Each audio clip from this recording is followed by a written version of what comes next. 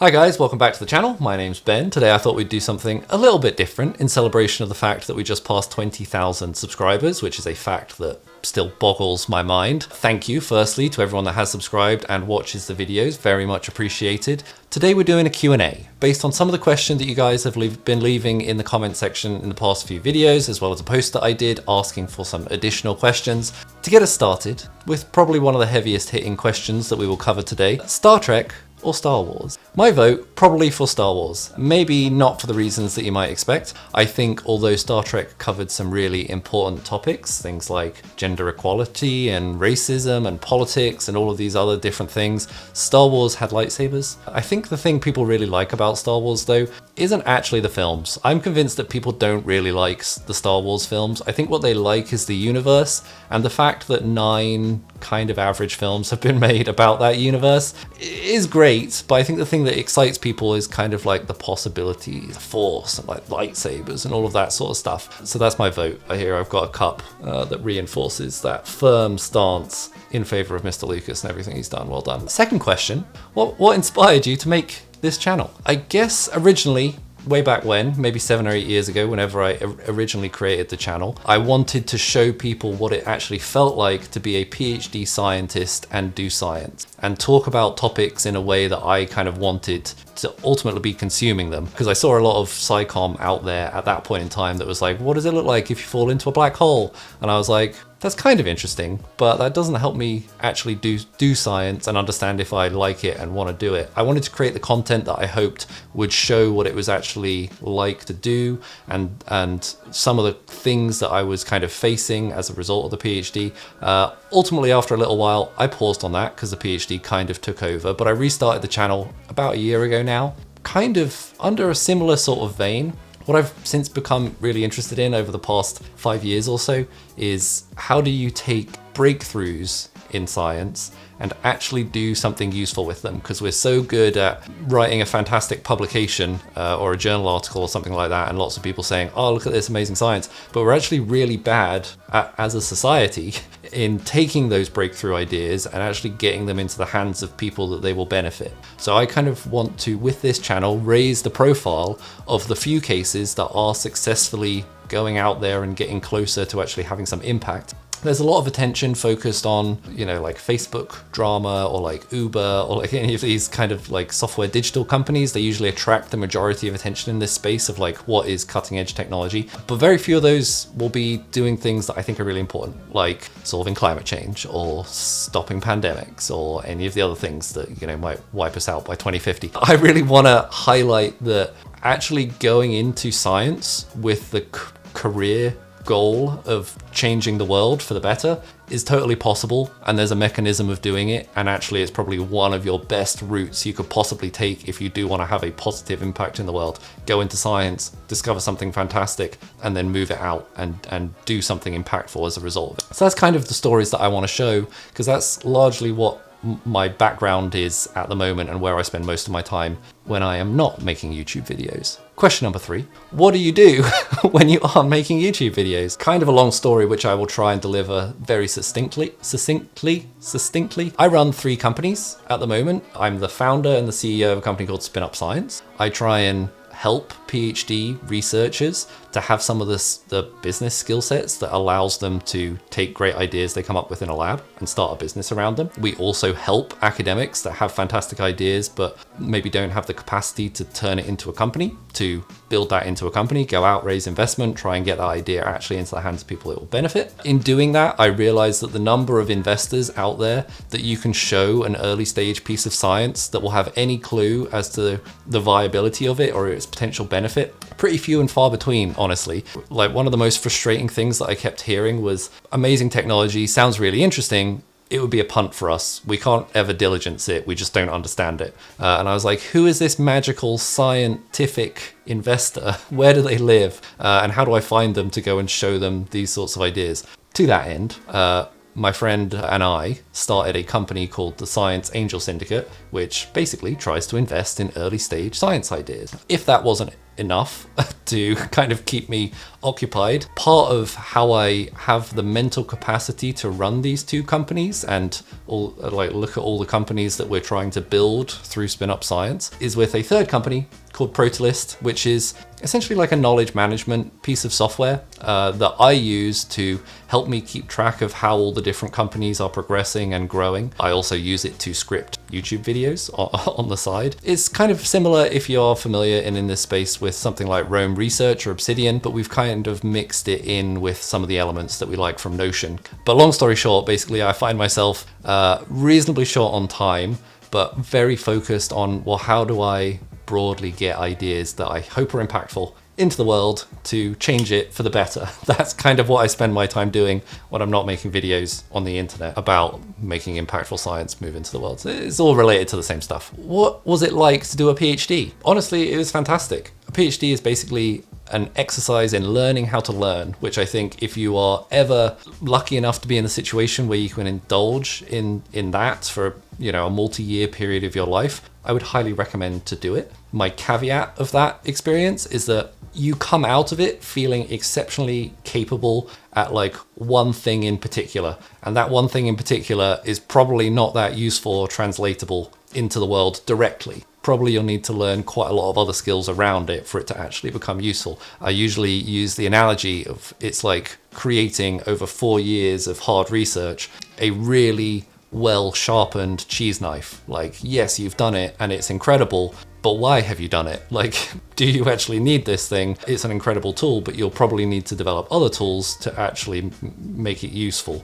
But I think like a lot of the learnings of the journey of what it is to be a PhD researcher map unbelievably well onto anything else, particularly things like entrepreneurship or business or startups, which is kind of why I sit in that space.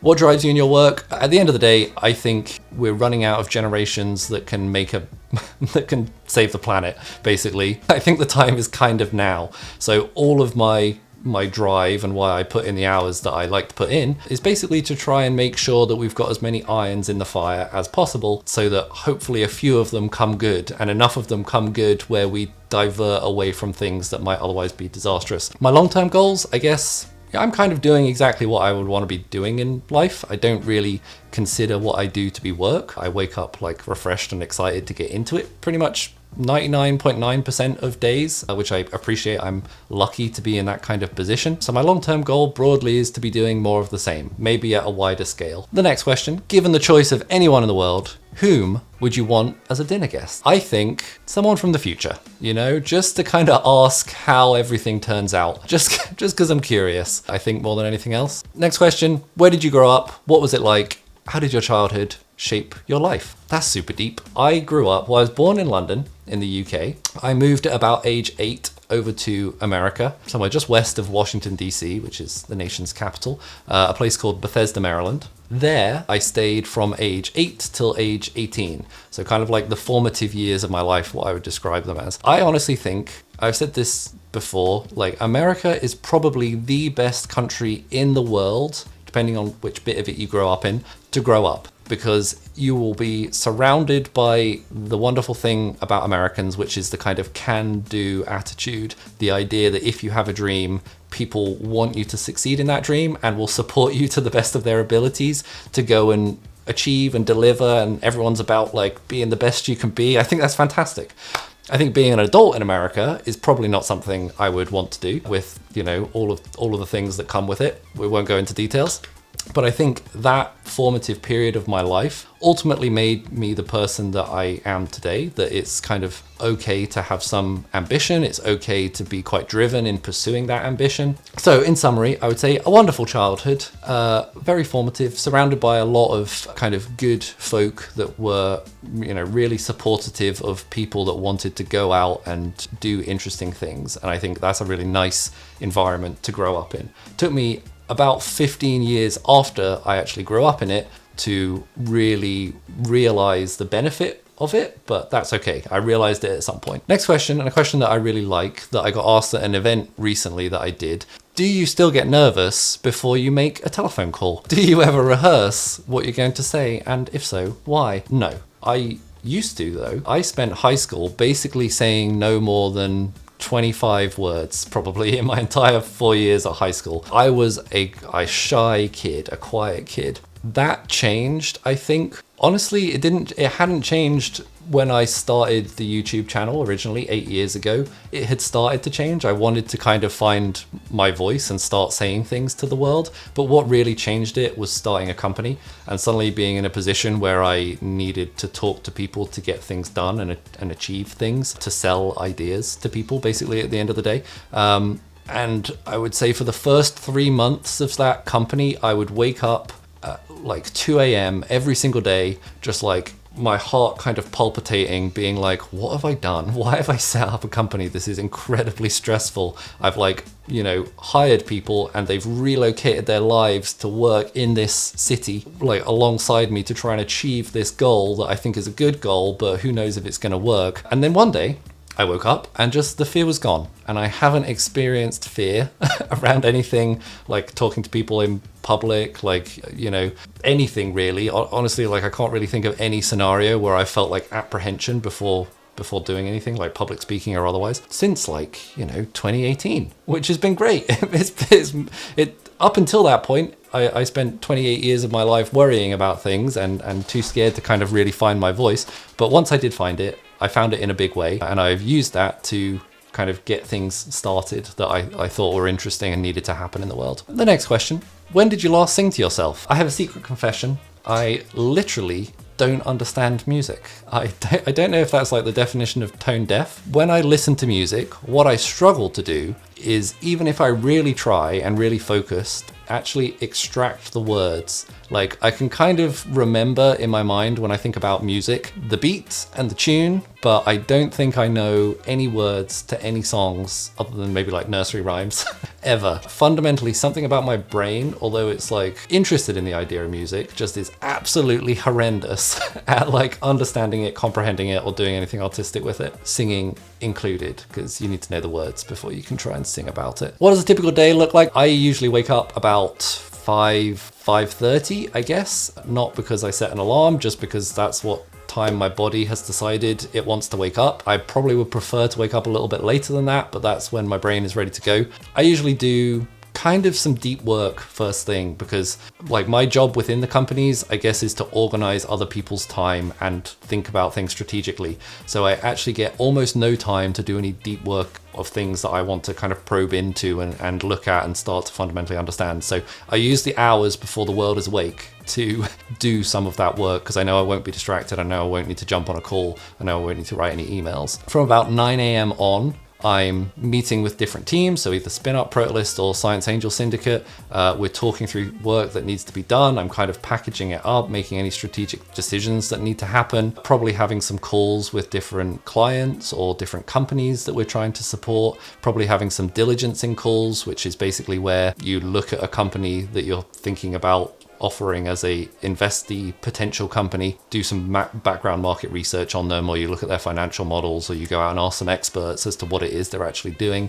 So basically what I spend my time doing is a lot of like conversational stuff, a lot of reading through of maybe financial models or market reports, listening to pitches, trying to help the companies that we're building improve those pitches or improve the business proposition. I sit with a lot of those companies in their actual investment pitches and answer some of the questions on their behalf, because they're still kind of upskilling into the commercial world. Sometimes, I'll be building websites for them, or designing logos for them, or writing the financial model for them, or writing the business plan for them. But equally, my team covers a lot of those different pieces, and really is the only reason that I remain even semi-sane in any of the stuff that I try and do.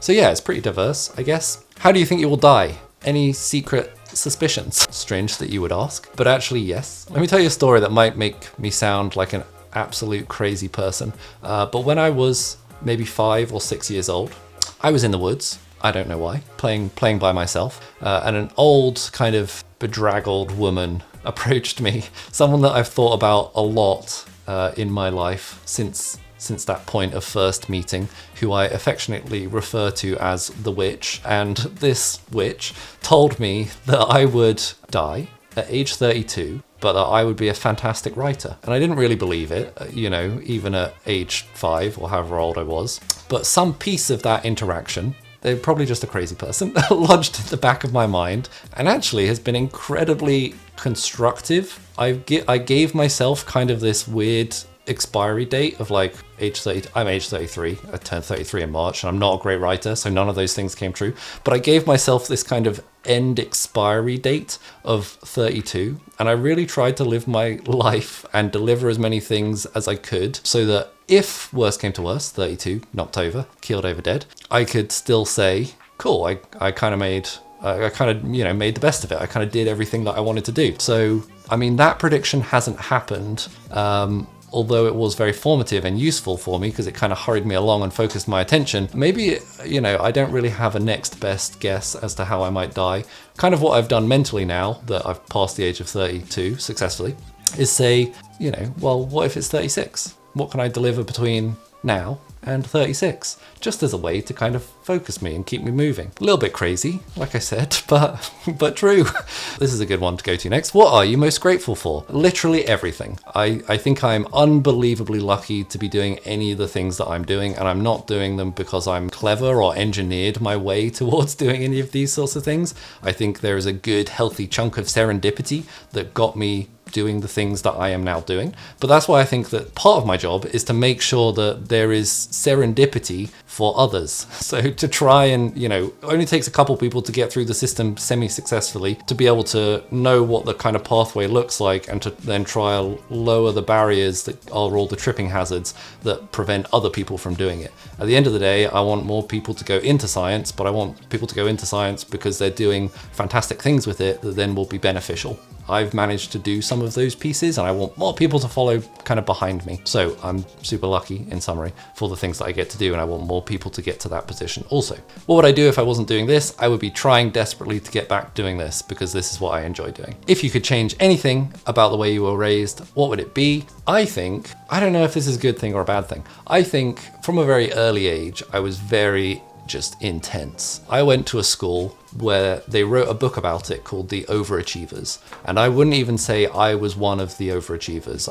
I was very keen to come third. I really liked coming third in races or assignments or grades or whatever, because I didn't want the spotlight, I didn't want the limelight, but I liked pushing myself and I wanted to kind of be competitive. Really weird, really confusing. But I guess what I would have changed about myself is either being a little bit less intense or giving myself permission to be fully intense and actually, going for it from an earlier stage. Having said that, I think there's a real negative to putting achievement as the only, too high on the pedestal too early in life. I think I've really benefited from kind of thinking about, well, what do I actually want to do in life at the ripe old age of 27, 28 when I was coming out of the PhD. And then that's where I kind of started to build towards that trajectory. Before that point, I didn't really have a clue as to what I was doing, despite being in university for 12 years at that point or something. No, 8 years, not 12 years, 8 years. So yeah, I think, that's maybe what I would change if I were to go back and change anything, I guess. Next question, if you could wake up tomorrow having gained one quality or one ability, what would it be? I think small talk. Small talk out of a work context, I just struggle with, I want to dive into the good stuff. I want to know who you are and why you are who you are. I don't necessarily want to chat about the weather or what your favorite cup of tea is or any other thing, we traditionally are supposed to chat about in the UK. I want to get to the good stuff. And as a result, I kind of never really developed small talk capabilities to the level that I would want them to be better at those sorts of casual interactions. That's a bit of a mental answer, isn't it? Yeah, I think it is. Is there something that you have dreamed of doing for a long time? Why haven't you done it? I have a reoccurring dream, I guess, that I want to be outside doing some sort of manual labor in the sunshine. Polar opposite to what my working life actually is. Maybe in Spain or in Portugal or something like that, looking after some goats on a sunny cliff edge or hill edge or something like that. I'll get there. I'll do that at some point, but probably when the work is over, I guess. So it's just not time. It's not time. There's a narrow window at which I can work super hard on the things that I'm really excited to work hard on. I will do those sorts of things later in life, I hope. What is your most terrible memory? My most terrible memory is probably in freshman year of high school, where they told us that in sophomore year of high school, a year away, we would need to, in front of like our whole year group or something, do a piece of public speaking. We would need to write an assignment and we needed to talk about it